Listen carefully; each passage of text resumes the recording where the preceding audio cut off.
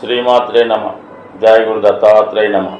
ఈ వీడియోలో మనం అక్టోబర్ నెల మాస ఫలితాలు సింహరాశి వారికి ఏ విధంగా ఉంటాయి అని పరిశీలించినప్పుడు, మరి సింహరాశి వారికి ఈ నెలలో కొన్ని ముఖ్యమైన గ్రహాలు మార్పు చెందడం జరుగుతుంది.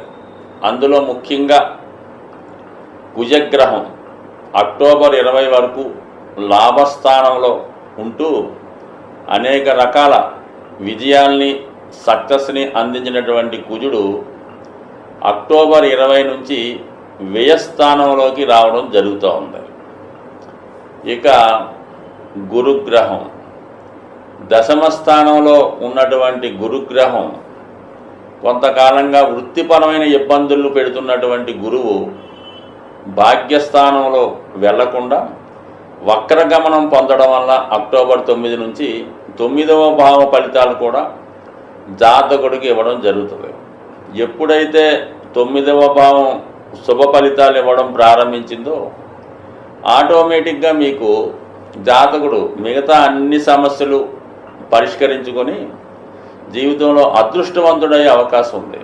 అన్ని గ్రహాలు బలంగా ఉన్నా, అనుకూల స్థితిలో ఉన్నా అదృష్టం కలిసి రానప్పుడు ఏ విధంగా ఇబ్బంది ఉంటుందో, అందుకని భాగ్యస్థానం యాక్టివేట్ అయితే భాగ్యస్థానంలో శుభగ్రహం ఉన్నా పర్లేదు, పాపగ్రహం ఉన్నా పర్లేదు, ఆ అదృష్టాన్ని ఇవ్వడం జరుగుతుంటుంది. అటువంటి అదృష్టం తిరిగి మళ్ళా సింహరాశి వారికి పునఃప్రారంభమైంది.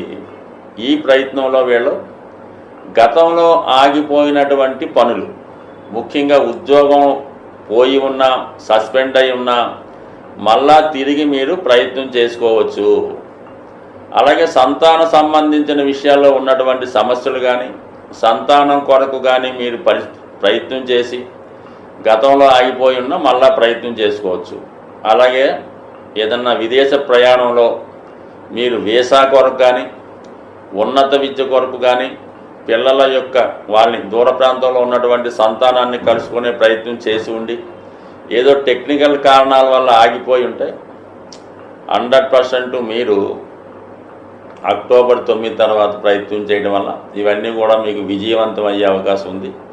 సో దాని తర్వాత కుజుడు 11వ స్థానంలో ఉండడం ఒక ఎత్తు అయితే, కుజుడు గురువు యొక్క బలాన్ని కూడా పుంజుకుంటాడు. అంటే గురువు వక్రించి ఎప్పుడైతే 11లోకి వచ్చాడో మేషరాశిలోకి ఉన్న ఫలితం ఇస్తాడు. మేషం డిపాజిటర్గా కుజుడు తన యొక్క అదృష్టాన్ని పుంజుకొని లాభస్థానంలో ఉండడం వలన జాతకుడికి అన్నదమ్ముల వల్ల, రక్త సంబంధీకుల వల్ల, స్నేహితుల వల్ల, భూములు స్థిరాస్తుల వల్ల ఆదాయం వచ్చే అవకాశం ఉన్నది. అంటే ఒక విధంగా సింహరాశి వారికి కుజుడు యోగకారకుడు, అంటే లగ్నాధిపతి రాష్ట్రాధిపతి రవి కన్నా అత్యంత బలవంతుడు అవుతుంటాడు, అత్యంత శుభ ఫలితాన్ని ఇవ్వడం జరుగుతుంటాడు. అంటే ముఖ్యంగా రాజు సింహరాశి, సైన్యాధ్యక్షుడు కుజుడు. అంటే సింహరాశి వారు ఏ పని చేసుకోవాలన్నా, ఏది సాధించాలన్నా ఖచ్చితంగా సైన్యాధ్యక్షుడిని అంటే కుజుడిని ఆశ్రయిస్తేనే ఆ పనులు అవుతాయి తప్ప సాధ్యమైనంత వరకు సొంత ప్రయత్నం వల్ల ఏమైందంటే ఏది పూర్తి అవ్వదు, మధ్యలో అయిపోతుంటాయి అన్నమాట. సో అందువల్ల ఏంటంటే ఖచ్చితంగా సింహరాశి వారికి కుజుడు అనుకూలిస్తేనే జాతకుడు తన విజయ అవకాశాలు పెంచుకొని అభివృద్ధి వైపు వెళ్ళే అవకాశాలు ఎక్కువగా ఉంటాయి. సో తర్వాత ఏంటంటే చతుర్థ భాగ్యాధిపతిగా అటు భూముల మీద, స్థిరాస్తుల మీద ఆదాయాన్ని ఇస్తాడు, ఒక విధంగా అదృష్ట యోగాన్ని కలిగిస్తాడు. అటువంటి కుజుడు అక్టోబర్ 20న నీచ స్థితిలోకి రావడం వల్ల చాలా వరకు జాతకుడు దగ్గర బంధువులతో విరోధాలు ఏర్పడే అవకాశం ఉంటుంది. తప్పనిసరి పరిస్థితుల్లో అర్జెంటుగా మీరు రుణం చెల్లించవలసి ఉంటుంది. అంటే మీరు ఎవరిదైనా అప్పు తెచ్చి ఉన్నా, వాళ్ళ దగ్గర ఏదైనా వస్తువు తీసుకొని ఉన్నా, లేదంటే మీ స్వాధీనంలో ఏదైనా ఆస్తి ఉన్నా అది తిరిగి చేజారిపోయే అవకాశం ఉన్నది. అలాగే బంధువుల దగ్గర నుంచి ఆర్థికపరమైన ఒత్తిడి ఎక్కువ అవుతూ ఉంటుంది. మీరు కూడా ఏదైనా స్థిరాస్తి మీద పెట్టుబడి పెట్టడం కన్నా ఏదైనా ఇలాంటి ఆర్థికపరమైన సమస్యలు ఉన్నప్పుడు దాన్ని జాగ్రత్తగా ఆలోచించి కొంతకాలం వాయిదా పెట్టడం మంచిది. సో ఏదైనా ఈ సమయంలో మీరు ఏదైనా స్థిరాస్తి అమ్మాలి అనుకుంటున్న వాళ్ళు ఈ సమయంలో అది అమ్ముడయ్యే అవకాశం ఉన్నది. అలాగే సంతానం యొక్క పిల్లల్ని ఏమన్నా మీరు విదేశం పంపాలన్నా ఉన్నత విద్య చెప్పించాలన్నా ఈ సమయంలో వారి కొరకు ఎక్కువగా ధనాన్ని ఖర్చు పెట్టి వారిని విదేశం పంపడం కానీ దూర ప్రాంతం పంపడం కానీ జరిగే సూచనలు ఉన్నాయి. కొన్ని సందర్భాల్లో వివాహం కూడా మీరు ఈ అక్టోబర్ 20 తర్వాత ఏదైనా శుభకార్యం చేయడం కానీ గృహ నిర్మాణం చేయడం కానీ, అంటే రుణాన్ని వదులుతూ ఉంటారు, అంటే రుణాన్ని నుంచి బయటపడతారు. సో అది పెళ్లి చేయడం కూడా ఒక రుణం. సో ఏదైనా దాని నుంచి బయటపడడంలో మీరు సక్సెస్ అయ్యే అవకాశం ఉంటుంది. కాబట్టి ఇది మీకు సఫలీకృతం అవుతుంది. ముఖ్యంగా మరి ఈ అక్టోబర్ 16వ తారీఖు వరకు రాష్ట్రాధిపతి రవి ధనస్థానంలో సంచరించడం అన్నది కుటుంబ సమస్యల్ని జాతకుడు పరిష్కరించుకుంటాడు. కుటుంబంలో ఉన్నటువంటి ఆర్థిక లావాదేవీలు చక్కబెట్టి ప్రయత్నం చేస్తాడు. కుటుంబంలో ఉన్నటువంటి సమస్యల మీద ఎక్కువగా దృష్టి పెట్టి వాటిని పరిష్కరించే ప్రయత్నం చేస్తూ ఉంటాడు. ఎందుకంటే సింహరాశి వారు సాధారణంగా కుటుంబం గురించి పెద్దగా పట్టించుకోరన్నమాట. ఆ కుటుంబంలో ఏం జరుగుతుంది, వాళ్ళు ఎలా తింటున్నారు, ఎలా ఉన్నారు, అవి పట్టించుకోకుండా ఈ ఊళ్ళో వాళ్ళు ఏం చేస్తున్నారు, రాజకీయాలేంటి, వాళ్ళు ఏం చేస్తున్నారు, ఈ కార్యక్రమాలు పట్టించుకుంటూ ఉంటాడు. కుటుంబం కోసం ఆలోచించడం ఈ సమయంలో కొంతవరకు కుటుంబం కోసం ఆలోచించి కుటుంబ పరిస్థితులు చక్కదిద్దే ప్రయత్నం జరుగుతూ ఉండదు. సో ఏదైనా మరి ఈ సెప్టెంబర్ 17 ఆల్రెడీ వచ్చింది. ఈ సెప్టెంబర్ 17వ తారీఖు లోపల, అంటే సెప్టెంబర్ 16 లోపల శని అష్టమంలో, అంటే మనకి సూర్య లగ్నాత్తు అంటే సింహరాశి నుంచి 7లో నడుస్తూ ప్రస్తుతం ఉన్నటువంటి రవికి షష్టాష్టకాలు రావటం వలన జాతకుడు మరి పెద్దవారితో విరోధాలు రావడం కానీ, ఉద్యోగ సంబంధించిన విషయాల్లో సడన్గా ఏమైనా ఇబ్బందులు రావడం కానీ వచ్చే అవకాశం ఉంది. కాబట్టి సాధ్యమైనంత వరకు సెప్టెంబర్ 17 వరకు జాతకుడు పెద్దవాళ్ళతో విరోధాలు తెచ్చుకోకూడదు. ఉద్యోగ సంబంధించిన విషయాల్లో జాగ్రత్తగా ఉండాలి. ముఖ్యంగా ప్రభుత్వాధికారులతో జాగ్రత్తగా ఉండడం మంచిది. ఇంకా రాజకీయ నాయకులతో కూడా జాగ్రత్తగా ఉండడం మంచిది. సెప్టెంబర్ 17 నుంచి అక్టోబర్ 17, అంటే అక్టోబర్ 17 తర్వాత మరి ఈ రవి తులారాశిలోకి ప్రవేశించడం జరుగుతూ ఉంటుంది. సో అప్పుడు కొంతవరకు రవి బలహీనపడతాడు. కాబట్టి జాతకుడు తన వ్యక్తిగత సామర్థ్యం తగ్గిపోయే అవకాశం ఉంటుంది. ఎప్పుడైతే జాతకుడు సామర్థ్యం తగ్గిపోతుందో ఇతరులు విజృంభించే అవకాశం ఉంది. కాబట్టి సాధ్యమైనంత వరకు అక్టోబర్ 17 నుంచి మళ్ళా నవంబర్ 16 వరకు, అంటే సూర్యుడు తులారాశిలో ఉన్నంత వరకు కూడా ఖచ్చితంగా మరి సింహరాశి వారు సూర్యగ్రహ ఆరాధన, పెద్దవాళ్ళని గౌరవించడం చేసుకోవాలి. ఎట్టి పరిస్థితుల్లో కూడా ప్రభుత్వాధికారులతో ప్రాబ్లమ్స్ తెచ్చుకోవడం కానీ, చట్టానికి వ్యతిరేకంగా ప్రవర్తించడం కానీ, పెద్దవారితో సమస్యలు తెచ్చుకోవడం కానీ చేసుకోకూడదు. అలాగే ఆరోగ్య విషయంలో కూడా చాలా వరకు జాగ్రత్తగా ఉంటే ఇంచుమించుగా మీ యొక్క స్థితిని బట్టి, మీరు చేసే కార్యక్రమాలను బట్టి జాతకం ఆధారపడి ఉంటుంది. బట్ ఏదైనా మిగతా గ్రహాలు చాలా అనుకూలంగా ఉన్నాయి.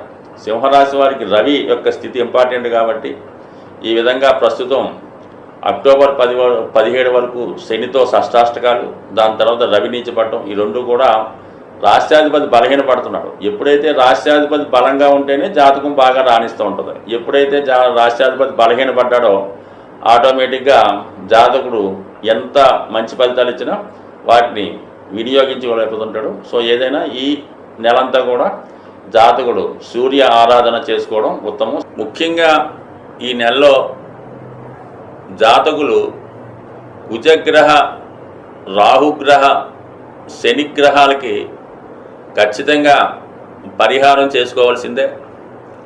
అలాగే రవిగ్రహానికి కూడా పరిహారం చేసుకోవాలి. ఎందుకంటే కుజ శనులకి షష్టాష్టక స్థితి ఏర్పడింది. అలాగే రవి శనులకు కూడా ఈ స్థితి ఏర్పడింది. మరి ఇవన్నీ స్థితి వల్ల జాతకుడు కొంతవరకు అనూహ్య సంఘటనలు ఏర్పడడం, ప్రభుత్వం ద్వారా వ్యతిరేకత, ఇలాంటి కొన్ని చికాకులు కలిగే సూచనలు ఉన్నాయి. కాబట్టి మరి వీటి నుంచి బయటపడాలంటే సాధారణంగా ఈ అక్టోబర్ నెలలో మనం అనుకుంటున్నాం. కాబట్టి ఏదైనా ప్రతి ఒక్కరికి కూడా ముఖ్యంగా దేవతల యొక్క అనుగ్రహం ఎంత ముఖ్యమో పితృదేవతల యొక్క అనుగ్రహం కూడా అంతే ఇంపార్టెంట్గా ఉంటుంది.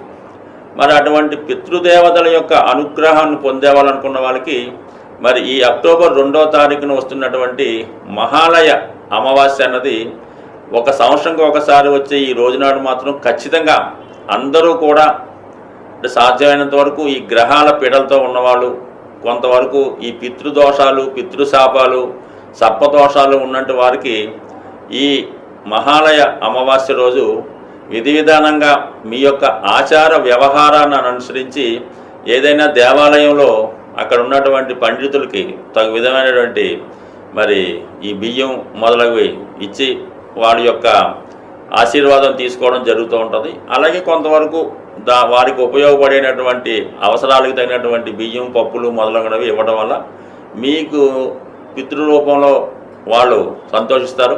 అలాగే ముఖ్యంగా మీరు ఎవరినైతే ఉద్దేశించి చేద్దాం అనుకుంటున్నారో, ఒకవేళ మీ తండ్రి గారు లేదంటే మీ తాతగారు ఎవరు ఉంటారో వారు ఏ వయసులో మరి మీ నుంచి దూరం అయ్యారో ఆ వయసులో ఉన్నవారిని, అంటే ఏ క్యాస్ట్ అయినా పర్లేదు, ఆ వయసులో ఉన్నవారిని ఆ రోజు వీలైతే మీకు కుదిరితే బట్టలు పెట్టచ్చు, కడుపు నిండా భోజనం పెట్టచ్చు. ఈ విధంగా చేయడం వల్ల మరి పితృదేవతల అనుగ్రహం పొందుతారు.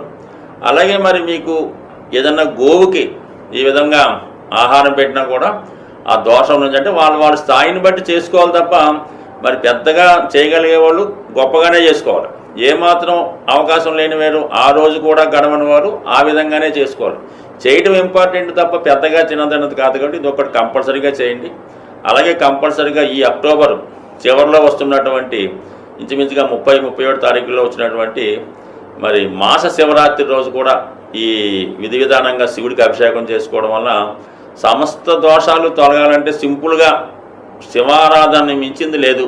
ముఖ్యంగా శని వక్రించున్నాడు కాబట్టి శివునికి మీరు ఆరాధించడం వల్ల గతంలో వచ్చిన ఫలితం కన్నా 100 రెట్లు ఫలితం వచ్చే అవకాశం ఉంది. కాబట్టి మరి అటువంటి శివుణ్ణి మీకు ఏ రోజు ఇష్టమైతే ఆ రోజు పూజించడం వల్ల కూడా ఈ రాహువు, శని, కుజ, రవిగ్రహాల దోషాల నుంచి బయటపడే అవకాశం ఉంది. ప్రతిరోజు సూర్య నమస్కారం చేసుకొని నవగ్రహ స్తోత్ర పారాయణ చేయడం వల్ల కూడా గ్రహాల అనుకూలత ఏర్పడే అవకాశం ఉంది. స్వస్తి.